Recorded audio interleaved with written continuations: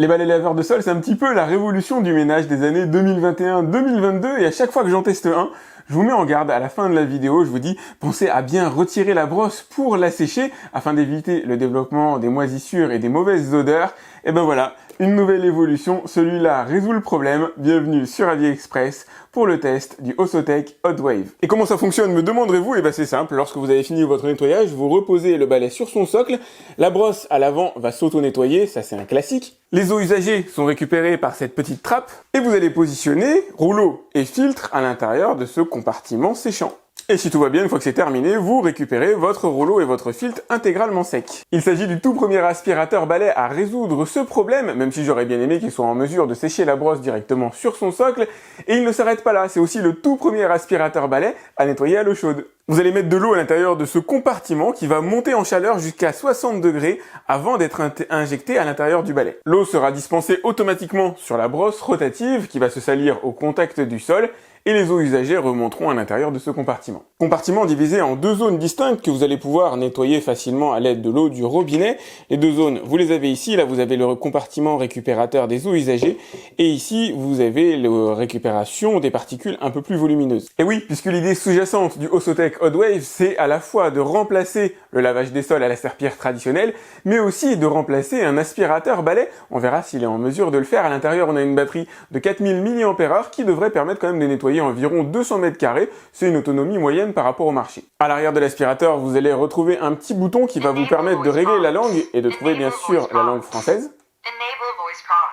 À l'avant de la poignée, vous allez retrouver bien sûr le bouton d'allumage de l'aspirateur et les boutons de réglage de mode avec le mode turbo et le mode automatique. Le Hot Wave peut, semble-t-il, adapter sa puissance de succion et son débit d'eau automatiquement en fonction des saletés détectées sur le sol. J'ai hâte de voir ça. Sur la partie arrière de la brosse, vous avez les boutons qui vont vous permettre de pouvoir ajouter de l'eau claire supplémentaire, de régler la température ou de lancer le nettoyage automatique de la brosse. D'un point de vue technique, c'est le balai laveur de sol le plus complet que j'ai pu voir jusqu'ici. Je sais pas pour vous, mais moi, j'ai hâte de le voir en action. Allez, c'est parti pour le remplissage de la cuve à eau claire avec ma bouteille très bien nommée. Et le premier test qu'on va effectuer ensemble concerne les saletés sèches. Si vous êtes abonné à ma chaîne, vous savez que là, je fais moins dense en matière de saleté, quoiqu'il y en a quand même beaucoup plus que ce que n'aura jamais à ramasser le balai chez vous, évidemment, avec un florilège, du sel, du sucre, du plastique, du polystyrène, du chocolat, il doit y avoir des épines de pin, enfin bref, il y a beaucoup de choses. Première chose que je vais faire, je vais charger le balai en eau chaude en appuyant sur le bouton qui se trouve ici. Sur l'écran, vous allez distinguer la température qui devrait monter progressivement. Ça y est, l'eau est montée à 70 degrés, moi je m'attendais à 60. Et maintenant, je m'attends à ce que le Hot Wave soit en mesure de ramasser les saletés que je lui ai mis au sol. Alors peut-être pas en un seul passage. Là, j'y vais cool pour voir comment il se débrouille, et il se débrouille franchement bien. La plupart des saletés qui étaient au centre ont disparu. Regardez, on se fait le point ensemble. En haut, vous avez la zone sur laquelle le balai n'est pas passé. Au centre, vous avez la zone qui a été nettoyée. En bas, bien sûr, vous avez la zone sur laquelle c'est pas passé. Allez, je dirais qu'il y a 99% des saletés en partie centrale qui ont été avalées directement par le balai. Avec une belle trace d'humidité en plein milieu. Alors la brosse devient humide en à peu près 5 à 10 secondes après déclenchement de l'appareil. Donc faut attendre un petit peu, mais ça c'est relativement classique. Ça marche vraiment super bien. C'est ultra maniable. Alors ça c'est absolument génial. Regardez, j'ai aucune difficulté. Alors déjà à le porter, parce que le poids est mis ici sur la partie basse, mais même à le tourner, à l'orienter. Alors il y a une limite, je ne peux pas tourner plus que cet angle-là, mais c'est largement suffisant. C'est loin d'être un argument marketing quand on vous dit qu'un balai laveur de sol est en mesure de remplacer un aspirateur balai traditionnel dans un nettoyage courant sur sol dur. Effectivement, c'est le cas, c'est réellement le cas. Par contre, dès lors que vous avez des animaux ou des tapis chez vous, évidemment, les balais laveurs de sol vont montrer leurs limites. Un aspirateur balai va gratter au cœur des fibres du tapis, va retirer les saletés beaucoup plus vite. Le balai laveur de sol, lui, va laisser une pellicule d'eau qui va pas forcément vous plaire sur vos tapis. C'est un petit peu la seule limite que je vois à l'utilisation du balai laveur de sol par rapport à l'aspirateur balai, si ce n'est vraiment les grosses quantités de saleté sur lesquelles l'aspirateur balai reste au top. Mais bon, faut se demander aussi combien de fois vous avez un gros amas de saleté à ramasser chez vous. Je pense que c'est visible au sol ici, on a une poubelle qui a traîné et qui a laissé des saletés qui sont pas mal incrustées. Voilà un bon test en conditions totalement réelles. Alors je l'ai même pas mis en mode max, je l'ai mis en mode automatique. Oh, la première saleté est partie en un seul passage, en un aller-retour. Celle-là, la centrale, elle a l'air plus costaud. On sent que là, c'est de la saleté un peu plus incrustée. Mais ça y est, c'est en train de partir. Il va falloir faire 2-3 passages. Ok, nickel. Et là, ce qui ressemble à une tache de café, ça y est, c'est déjà parti. Super! Concernant les tapis, c'est vrai que moi j'utilise mes balais laveurs de sol. Alors c'est pas tant pour réellement enlever les saletés qui sont dessus, c'est pour révéler un petit peu les couleurs, enlever les particules fines de poussière. Si on le passe pas trop longtemps, ça n'humidifie pas énormément le tapis. Mais on voit clairement la différence. Alors vous le voyez peut-être pas vous à la caméra, mais moi là en direct, je vois que le tapis a révélé quand même ses couleurs. Et normalement, ça l'endommage pas. De passer un petit coup comme ça, rapido, ça devrait aller. Tenez, regardez, on va faire le test ensemble. Je vais mettre une feuille de sopalin dessus. Je vais appuyer réellement pour voir l'eau résiduelle rester sur le tapis. Et il n'y en a quasiment aucune, le sopalin est resté sec. Il a beau être doué, il n'est pas omnipotent pour autant. Il y a certaines tâches qu'il va avoir du mal à enlever. Là, au centre, j'ai une trace de pneu. Eh ouais, c'est réaliste. Ça m'arrive de déballer mes vélos à la maison. Et il y a des traces beaucoup plus costauds qu'effectivement le balai ne peut pas enlever. S'il n'est pas omnipotent, il n'est pas en mesure d'enlever toutes les taches situées sur votre sol, il enlèvera quand même 99% des saletés. Couplé au détergent, alors que ce soit celui qui est fourni directement par la marque ou celui que vous mettrez à l'intérieur, en ce qui me concerne, je dois mettre du Saint-Marc essentiellement, ça vous donne quand même un nettoyage de très bonne efficacité, très largement apte à remplacer la serpillière traditionnelle. Allez, dernier test d'efficacité traditionnelle, on va dire.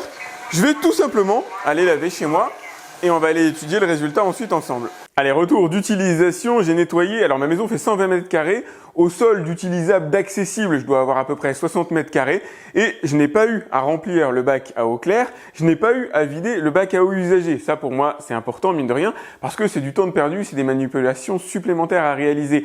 La dispense d'eau au sol est absolument parfaite, on a une belle traînée humide, totalement homogène, mais pas trop d'eau au sol, de telle sorte que voilà, je vais aérer légèrement la maison pour évacuer l'excès d'humidité pendant quelques minutes, et ça suffira largement, et surtout, ça ne remplit pas le bac à eau usagé à une vitesse dingue, telle que, bah voilà, je suis obligé d'aller le vider constamment, mais c'est ce qu'on va faire ensemble là maintenant.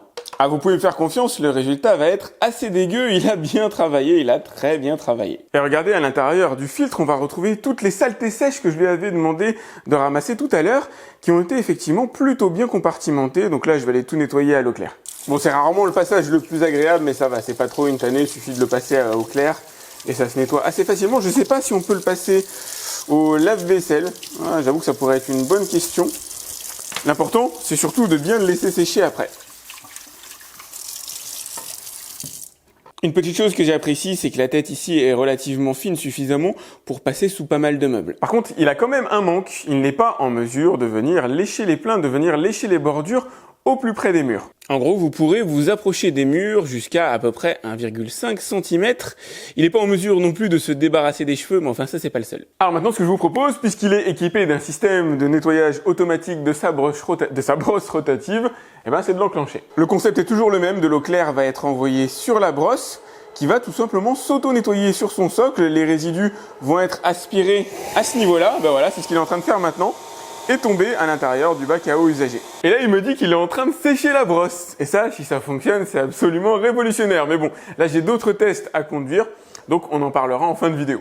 Et voilà les résidus qu'il est parvenu à extraire de la brosse rotative, alors que franchement, à l'œil nu, elle avait l'air presque propre. Allez, je vous propose maintenant de passer à la séquence rageuse, les œufs.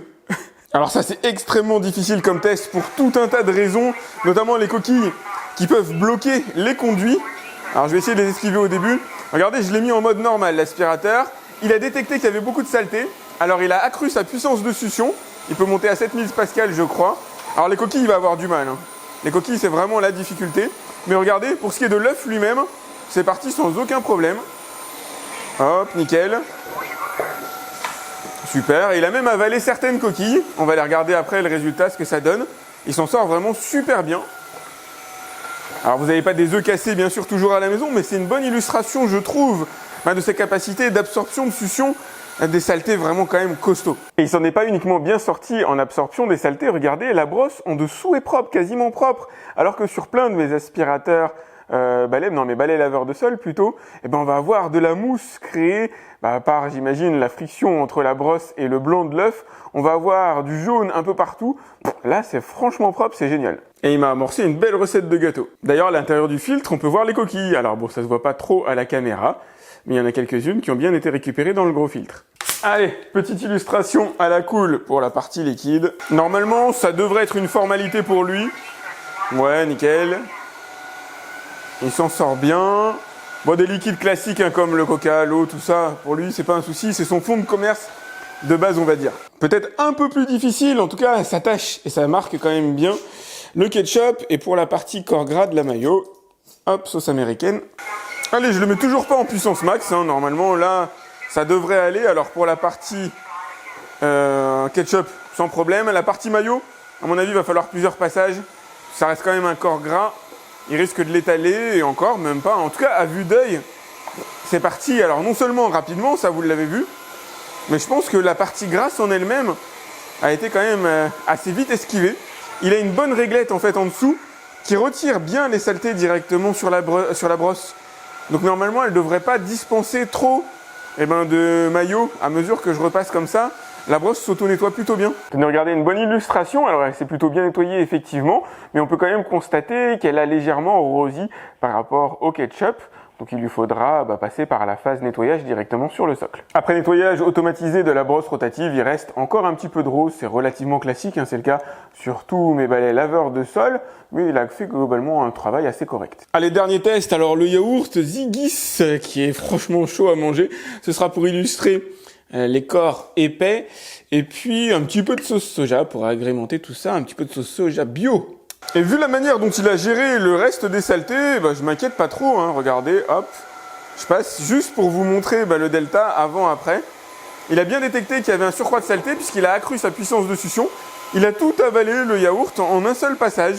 Il a avalé idem la partie sauce soja. Par contre, la sauce soja, c'est sûrement étalé sur la brosse. Et il va falloir pas mal de passages avant d'enlever la petite surcouche qui est créée à la surface du sol. Lié à la brosse, malheureusement ça tâche tellement que c'est pas la meilleure solution je trouve d'utiliser ce genre de balai pour de la sauce soja. Me voilà arrivé au terme de la phase nettoyage. Je vais laisser le balai sécher sa brosse rotative. Je vais mettre le petit filtre à l'intérieur du compartiment juste ici. Et je vous ferai un retour à l'intérieur de la conclusion sur tout ça. Alors c'était attendu, mais c'est quand même incroyable. La brosse est bel et bien séchée après seulement une demi-heure posée. Je m'attendais à faire ça, un petit débrief en conclusion tranquille, mais ça a pris beaucoup moins de temps que prévu.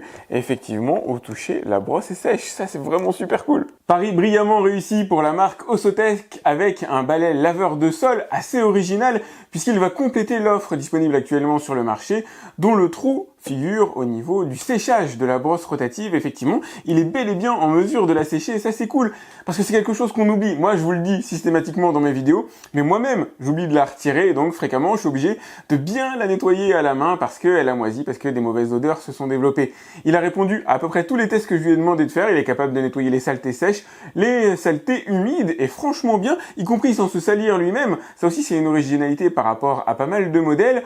En matière d'autonomie, alors on va pas être sur les 200 mètres carrés annoncés, je pense qu'on va plutôt être autour du 120, mais sachant que moi je fais des allers-retours. Je fais pas juste un aller et je passe à la partie d'à côté, je fais des allers-retours, donc ouais, avec des allers, on peut imaginer faire à peu près du 200 mètres carrés, grosso modo. En tout cas, la promesse doit être de l'ordre du tenable. Au niveau des axes d'amélioration, c'est le nettoyage des plaintes, tout simplement. J'aurais bien aimé que la brosse rotative puisse véritablement lécher les bords des murs, comme un Roborock Diad ou un Tineco S5, afin de parfaire le nettoyage à ce niveau-là. À part ça, c'est du tout bon et le choix dépendra bien sûr de son prix que je vous ai mis en lien directement dans la description. Il s'agit d'une campagne de crowdfunding sur Kickstarter. N'hésitez pas à aller faire un tour pour voir combien il coûte et pouvoir comparer les offres. N'hésitez pas aussi à liker cette vidéo, c'est important pour moi. Pensez à vous abonner à ma chaîne si c'est pas déjà fait, à cliquer sur la cloche pour être alerté lorsque je lance un nouveau test. Si vous avez des questions concernant ce balai laveur de sol, n'hésitez pas à me les laisser dans les commentaires de la vidéo YouTube. Et moi je vous dis à très vite pour un autre test sur AviExpress. Salut!